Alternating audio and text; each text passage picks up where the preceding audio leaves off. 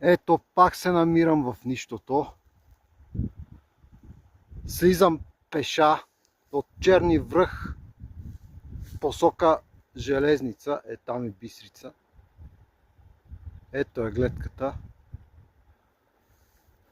Намирам се някъде между пътеката под Резньовете и Черни връх. Напряко съм. Няма маркировка тук. Само хвойна. Е, там горе видях следи от мечка. Не са пресни. Сигурно са от няколко дни. Слезнала е надолу, посока Железница.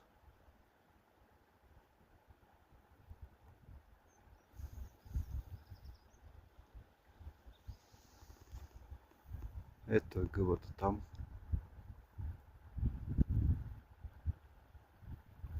Продължаваме надолу. Айде.